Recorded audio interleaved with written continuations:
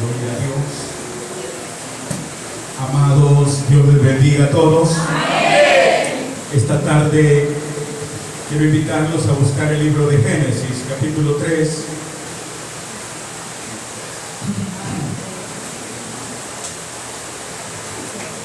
Génesis, capítulo 3. Del versículo 22 al 24. Gloria a Dios. ¿Lo tienen entonces? Génesis 3, 22 al 24. Leo la buena palabra de Dios con ustedes y juntos honramos al Padre, al Hijo y al Espíritu Santo. Y dijo Jehová Dios: he aquí el hombre es como uno de nosotros, sabiendo el bien y el mal. Ahora pues, que no alargue su mano y tome también del árbol de la vida y coma y viva para siempre. Y lo sacó Jehová del huerto del Edén para que labrase la tierra de la que fue tomado. Echó pues fuera al hombre y puso al oriente del huerto de Edén querubines y una espada encendida que se revolvía por todos lados para guardar el camino del árbol de la vida. Amén. Tome su asiento.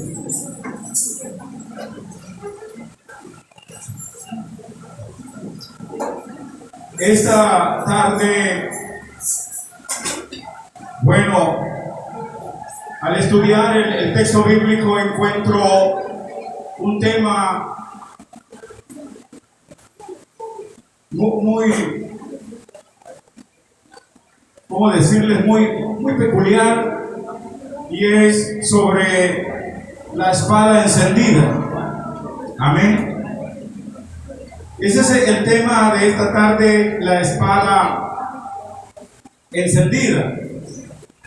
Y esto se debe, hermanos amados, a que al final del capítulo 3, que es el capítulo del origen del pecado, de la transgresión, donde el hombre falla, donde el hombre sucumbe ante la voluntad, como lo decía la vez pasada, el domingo anterior, se ensayó con Eva, Eva cayó y convenció a Adán, y al final llegamos al capítulo, a los versículos finales, donde dice la Escritura que Dios, previendo que el hombre ya en pecado, ya en desobediencia, alargara la mano hacia el árbol de la vida, que es lo que tenía que haber hecho cuando estaba allá.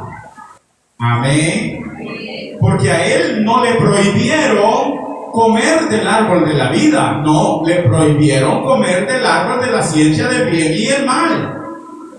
Entonces Adán ¿tuvo la oportunidad de comer del árbol de la vida? Sí, la tuvo, pero que no lo hizo. Entonces Dios, de alguna manera, me llama la atención, y quizás ustedes no lo pasan desapercibido, pero quisiera que se entretuvieran un momento, analizar el versículo 23 y 24 brevemente, donde Dios ya definió expulsar a Adán y a Eva. Pero el versículo 23 dice: y lo sacó Jehová del huerto. El versículo 23, y lo sacó. El versículo 24 dice: echó pues fuera. ¿Logran ver eso ahí? Versículo 23 y 24. Y lo sacó Jehová del huerto. Pero el versículo 24, el 23 dice: y lo sacó Jehová del huerto. Pero el 24 dice: echó pues fuera al hombre. Entonces vean ustedes que hay dos palabras que como que se repiten: echó, y la otra es sacó. Pues deben de entender que cuando el pecado se concibió, la desobediencia, las maldiciones, los juicios fueron decretados en todo el capítulo 3. Entonces al final, en el 22, Dios está definido ya a sacarlo y le mandó la advertencia a Adán: te vas del huerto. Entonces ahí es el 23, lo sacó. La palabra sacar en términos generales quiere decir que Dios amablemente le dijo: te me vas. ¿Entienden eso? Lo sacó, te me vas. Pero Adán no se fue. Adán no se fue. Entre el versículo 23 y 24 hay un espacio de tiempo donde Dios le dice: y lo sacó, como Dios diciéndole a Adán: pecaste, desobedeciste, vete del huerto. Pero Adán no se quería ir porque el huerto era lindo, el huerto era algo hermoso. Le había gustado el huerto del Edén a Adán, sí. ¿Y quién no iba a querer estar en ese huerto, hermanos amados? Entonces Dios le manda la primera palabra amablemente: lo sacó. Cuando le dijo así, es como que le dijera: te me vas del huerto, por favor. Pero Adán no se va porque le gusta el huerto. Entonces entramos al versículo 24. Cuando Dios ve que Adán no se va, entonces, ¿qué dice? Lo echó. Ya, eso es fuerte. Ahora, echar es otra cosa, sacar es una cosa. Echar es donde Dios ha establecido sus márgenes de autoridad. El hombre no le hizo caso, aún en desobediencia ya le dijo: te me vas del huerto, por favor. Y Dios vio que no se movía. Entonces viene Dios y actúa con el régimen de autoridad divina que tiene. Lo echó, y lo echó fuera del huerto. Óigame bien, lo echó a que fuera a trabajar la tierra de donde él había salido. Al menos Dios siempre va a ser tan bondadoso, porque cuando lo echa fuera del huerto, al menos no lo mandó al infierno de un solo. Si en el 23 le había dicho: te me vas, por favor, circule, usted ya no cabe en el huerto, dele, y no se va. Ya era para que Dios dijera: bueno, ¿y este que se ha creído? Pues, ¿que acaso soy yo un juguete de él? O aquí, como muchos creyentes, ¿no? Jugando a ser hermanos y dije escondiéndose de Dios y burlándose de Dios. No. Dios actuó en autoridad y lo echó. Gracias a Dios lo echó a trabajar la tierra y no lo mandó al infierno de un solo.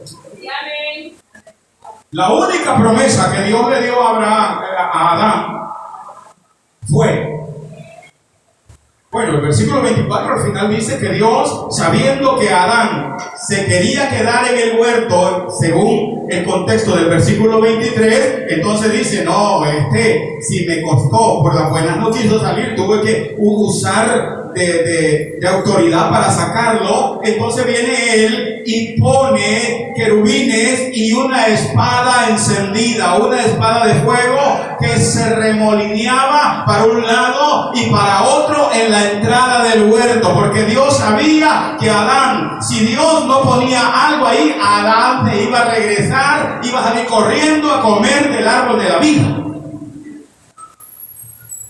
porque ya estaba arrepentido. Y cuando uno está arrepentido, de veras se mete del todo con Dios. Entonces ahí está. La espada comienza a dar vueltas en la entrada del huerto. La promesa de Dios fue sencilla y práctica. Y le dijo que esperara que la simiente de la mujer, de esa simiente iba a nacer alguien que iba a enfrentar esa espada de fuego para poder tener acceso al árbol de la vida. Entonces lo único que le quedó a Adán fue una esperanza, porque desde Adán hasta el diluvio, que aproximadamente transcurrieron unos 1800 a 2000 años, cuando ya en Génesis 6 encontramos que la maldad es grande sobre la faz de la tierra, que el pensamiento del hombre de continuo era hacia el mal. Entonces en Génesis 6, 7 definitivamente aparece el diluvio, la tierra es abnegada en agua, mueren los animales, muere toda especie de animal, etc.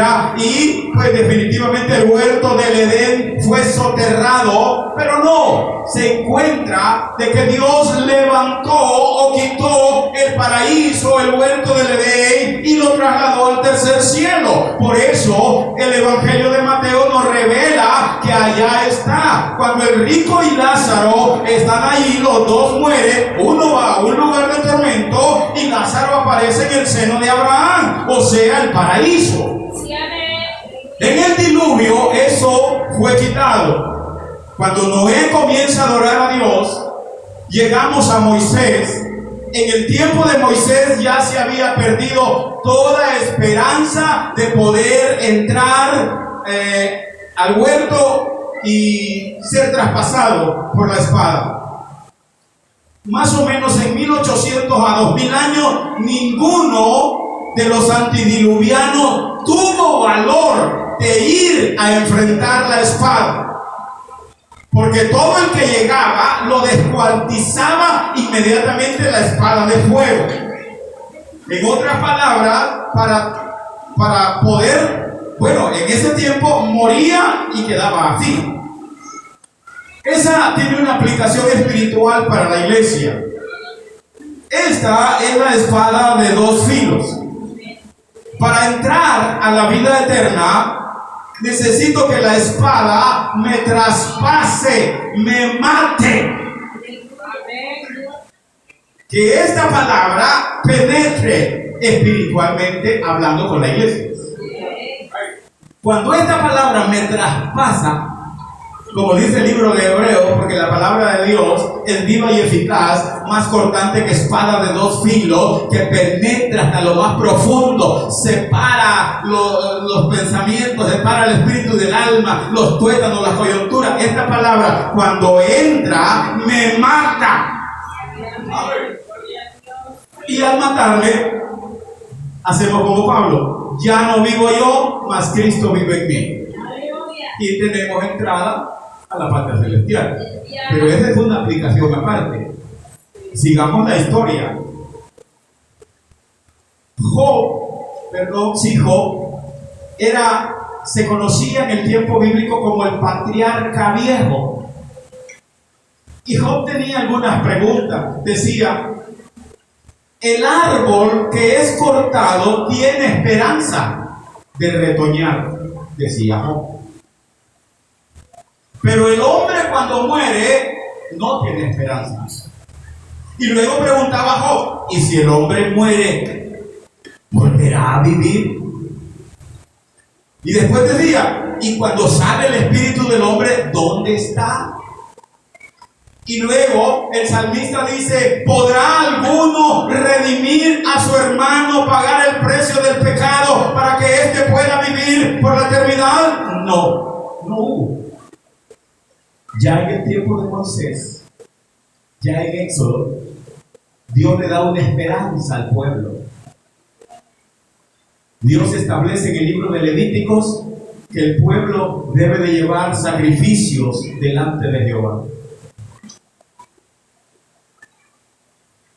Y cuando les digo esto, es maravilloso, porque entonces el pueblo comienza a tener una esperanza y tiene que acudir a los animalitos, a corderitos, cabritos, etcétera, animales de ofrenda. Estos animales eran los que, al llevarlos al altar y ser ofrecidos en sacrificio, estos animales eran los que la espada de fuego traspasaba.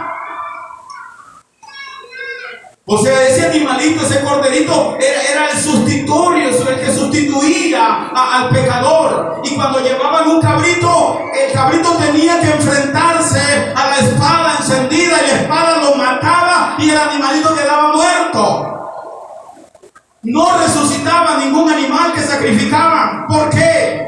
Porque eso indicaba que la espada encendida no los había dejado pasar, los mataba. Y Dios con eso pues más o menos tenía como apaciguando al ser humano en el tiempo bíblico.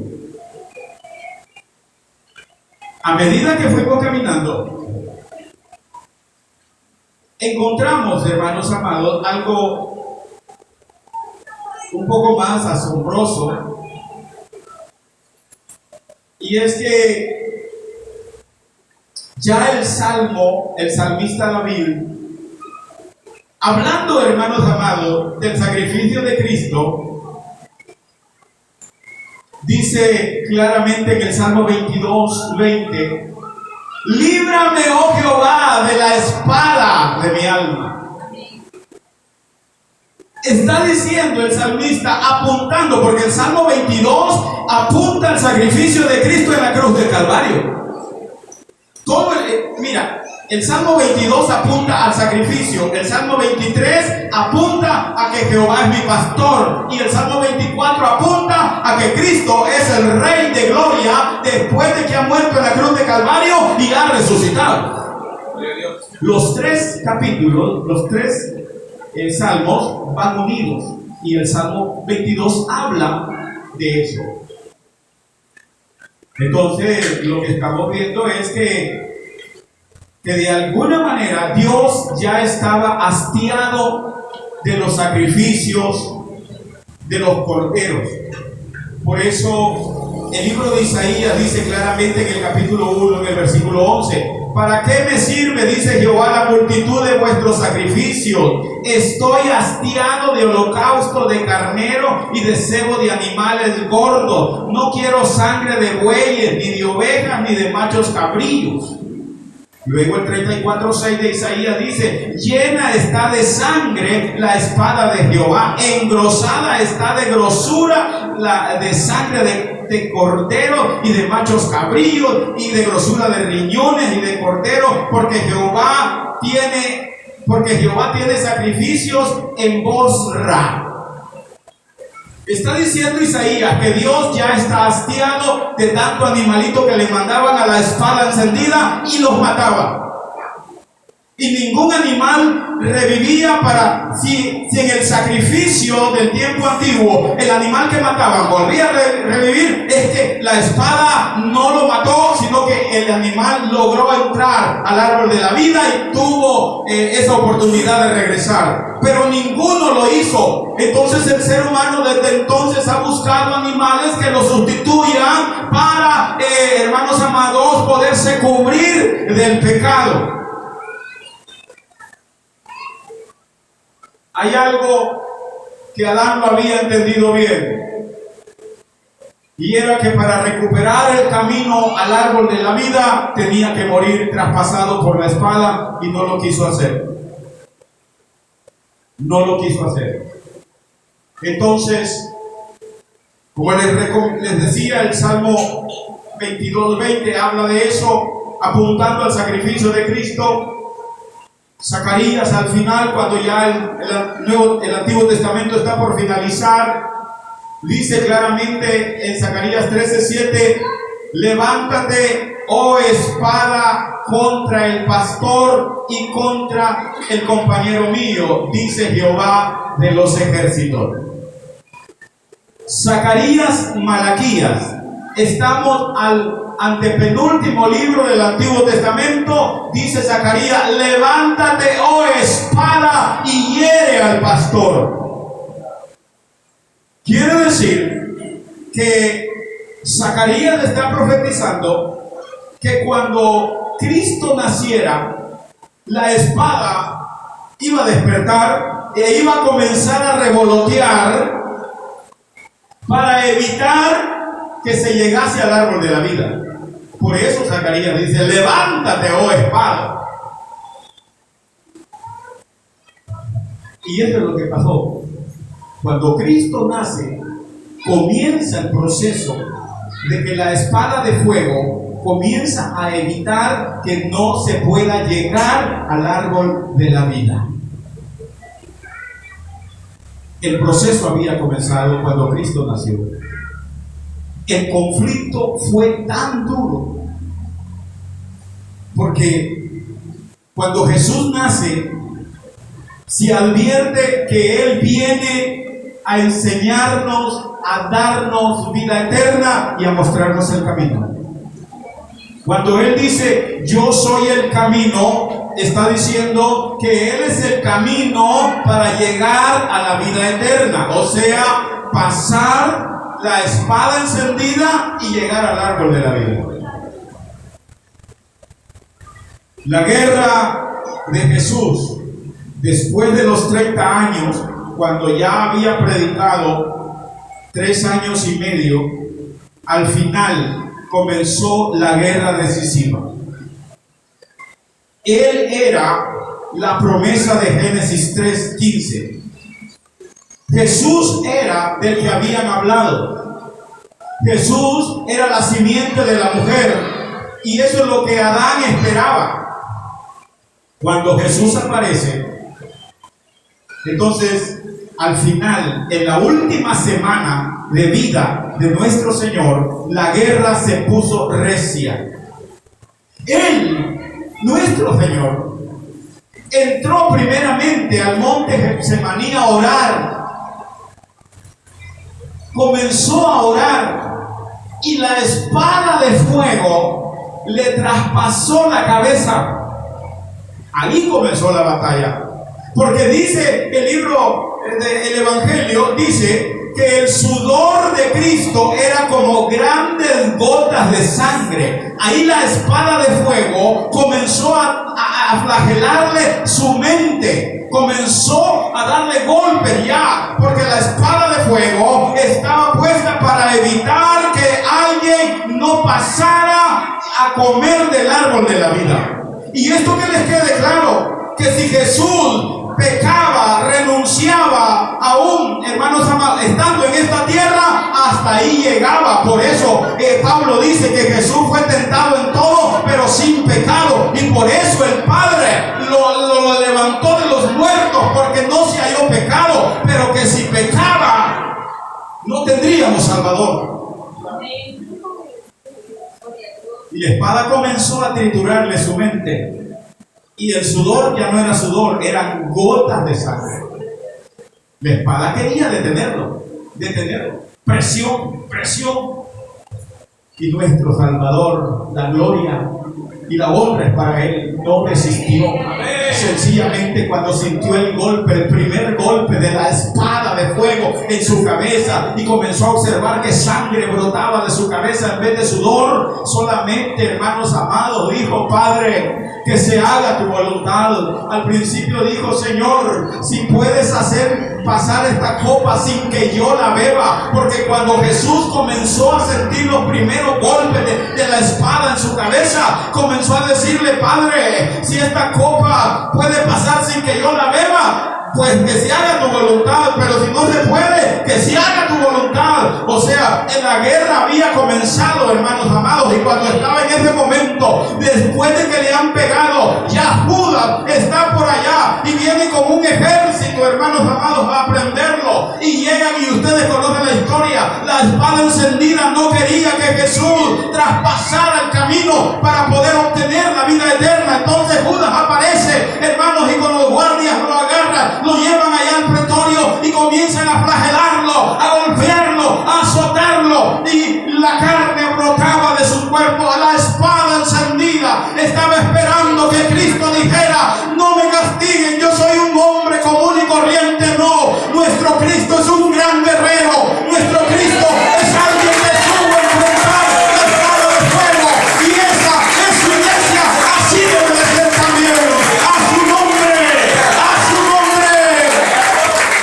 La espada había comenzado a arrancarle los pedazos de carne. La espada había comenzado a moretearlo. La sangre comenzaba a brotar por él para ver si desistía. La espada le pegaba por un lado, le pegaba por otro, y Jesús se mantenía firme. Estaba definido cruzar al otro lado y darnos vida eterna. Si tan solo valoráramos ese amor y ese sacrificio, fuésemos grandes creyentes. Porque ningún hombre tuvo el valor de enfrentar la espada. Jesús apareció para hacerlo. Y después de que la espada lo ha golpeado, le ha dado, le ha desgarrado su cuerpo, está todo moreteado, todavía le ponen una cruz, un palo pesado y comienza a caminar, llegando al Gólgota, estando allá la espada, comienza y le abre hoyos en sus manos, hermano, con clavos, para ver si Jesús aún así desistía de poder pasar al otro lado. Sus pies, sus manos fueron horadadas, hermano amado. La gente comenzó a ultrajarlo, la gente comenzó a maltratarlo verbalmente, y así sucesivamente Jesús se mantenía siempre firme en el propósito para el cual había venido, y era enfrentar esa espada encendida, esa espada de fuego por la cual había aparecido por la culpa de Adán. Jesús apareció para eso. Ya estando horadadas sus manos y sus pies, todavía el ladrón al otro lado le dice: si eres hijo de Dios, bájate. Pero Jesús es tan lindo, porque cuando está el otro al otro lado le dice: Señor, acuérdate de mí cuando vengas en tu reino. Y eso es lo lindo, de que Jesús sabía muy bien lo que estaba haciendo por la humanidad, porque le contesta inmediatamente al otro hombre, al que le dice: acuérdate de mí, le dice: de cierto te digo, hoy estarás conmigo en el paraíso. Hoy estarás conmigo en el paraíso. ¡Aleluya! ¡Aleluya! ¡A su nombre! ¡A su nombre! Hombre, hermano, qué seguridad tenía mi Señor de que no se bajaba de la cruz del Calvario. Hoy estará conmigo en el paraíso. Jesús estaba enfrentando la espada encendida que no permitía entrar al paraíso. Pero ahí le está diciendo: hoy estarás conmigo en el paraíso. Al final, yo pienso que ese hombre, a partir de ahí, aceptó la muerte con toda confianza. Ese hombre tomó esas palabras, las abrazó, y cuando murió también allí en esa cruz, él murió tranquilo, porque Cristo le daba seguridad. Hoy estarás conmigo en el paraíso. Claro que Jesús sabía que todavía le faltaban otros toquecitos. Por eso esa espada encendida hace que Jesús, tan dura, tan fuerte fue la guerra, la batalla, porque la espada de fuego quería que Jesús desistiera, que Jesús no continuara el camino hacia el paraíso. La espada encendida no quería eso, pero Jesús había sudado tanto en esa batalla, se había deshidratado tanto, que la primera palabra que dice, estando ya en la cruz, hermanos amados, dice: tengo sed. La batalla había sido dura, y era por usted y por mí y por toda la humanidad. Pero Él está diciendo: tengo sed. Cuando le dan vino mezclado con vinagre, agua mezclada con vinagre, no la quiso tomar y siguió avanzando. Y estando ahí, hermanos amados, exclama otra palabra. Cuando él siente, imagínese usted, la espada de fuego, escuchando estas palabras, Jesús dijo: Dios mío, ¿por qué me has desamparado? Y la espada de fuego dijo: hoy sí, ya te está venciendo. Hoy sí, ya comienza a clamar allá. Se está rindiendo, está diciendo: ¿por qué me has desamparado? La espada comenzó a pensar de que ahora sí Jesús iba a tirar la toalla. No, hermanos amados, sencillamente esto ya estaba planificado desde antes de la fundación del mundo, que el Cordero sería inmolado por nuestros pecados. ¡A su nombre! ¡A su nombre! ¡Aleluya!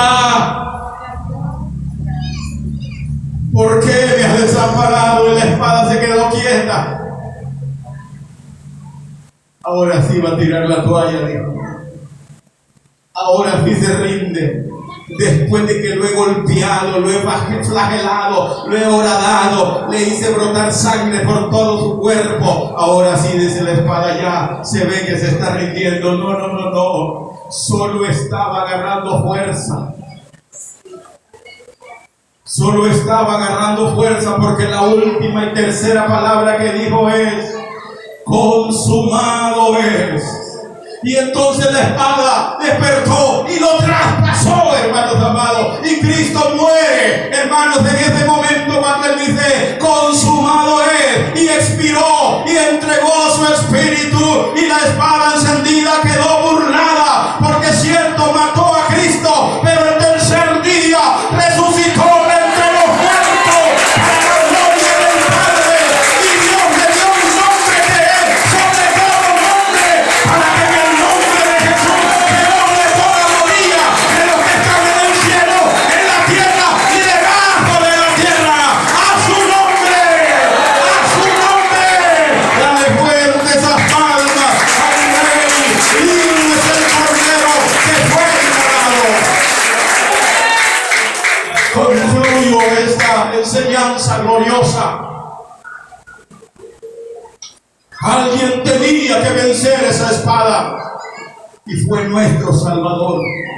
Ahora entiendan por qué el pastor dice claramente que no hay en ningún lugar hay salvación de vida eterna. Cristo es el que fue traspasado por esa espada. Al morir, cruzó el camino y llegó al paraíso primero. ¿Por qué? Porque eso es lo que le prometió al ladrón. Hoy estarás conmigo en el paraíso. A partir de ahí, oh aleluya, tenemos un Cristo poderoso. Él venció la muerte para darnos vida a nosotros. Aleluya.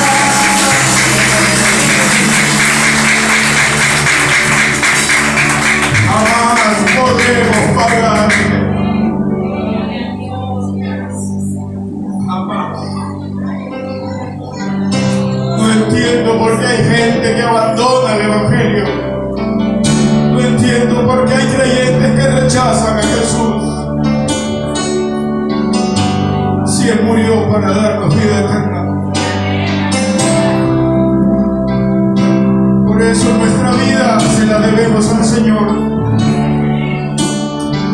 El apóstol Juan, hablando en Apocalipsis, dijo claramente: el que tiene oído, oiga lo que el Espíritu dice en las iglesias. El que venciere, le daré de comer del árbol de la vida. Esto es hasta morir, iglesia. Oh, gloria a tu nombre, Jesús.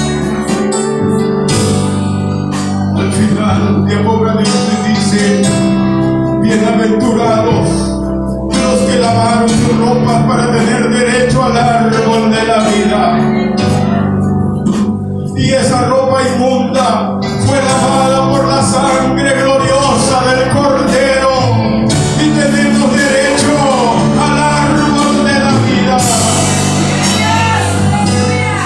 Porque fuiste